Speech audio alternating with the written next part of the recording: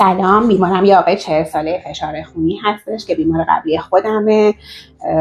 الان رفته نوار قلب گرفته ولی حاضر نیستش که بیاد اول من معاینه‌اش کنم. میگه که من که میدونم اکو دارم، بریم ببینیم که چی میخواد از جون ما.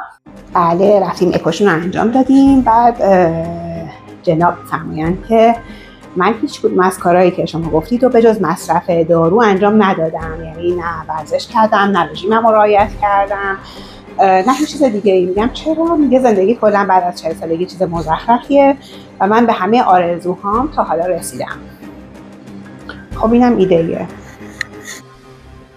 خب من یه نکته‌ای رو بهتون بگم و اون اینه که چند تا اتفاق در بیمارای فشار خونی برای قلبشون رخ میده خیلی برای ما مهمه. یکی هایپرتروفی یا افزایش ضخامت دیواره قلب هستش که در واقع تعداد سلول‌های قلب توی دیواره قلب شروع به افزایش پیدا میکنه و ضخامت قلب ایجاد میشه که این ضخامت به مرور زمان در اثر افزایش مقاومت داخل قلب رخ داده و به مرور زمان با کنترل فشار خون ما به حالت نرمال برمیگرده. اهمیتش در این هستش که در واقع روی پروگنوز طولانی مدت یا پیشاگهی طولانی مدت بیماران فشار خونی تاثیر داره. یه مسئله دیگه که اتفاق میفته دیاستولیک دیسفانکشن هستش. شما اگه تو جواب اکوکاردیوگرافی که انجام دادید نگاه کنید، یه درصدی رو میبینید که اون قدرت انقباضی قلب هست.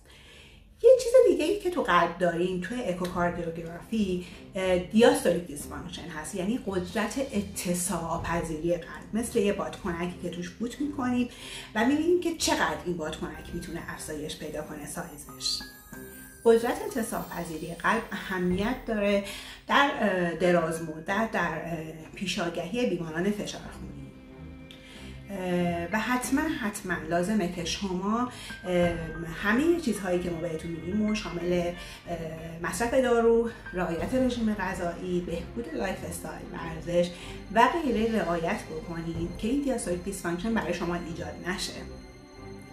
در واقع تو این بیمار من با اینکه 40 سالشون بود و قدرت انقباضی قلبشون کاملا نرمال بود، دیاستولیک دیسفانکشن گرید 2 داشتن. یعنی مثلا قلبشون شبیه آدم 60 ساله بود قدرت اتساع پذیری. همین الان ممکنه به تنهایی اهمیت نداشته باشن، اما در دراز مدت روی خیلی از عملکردهای قلبشون تاثیر داره.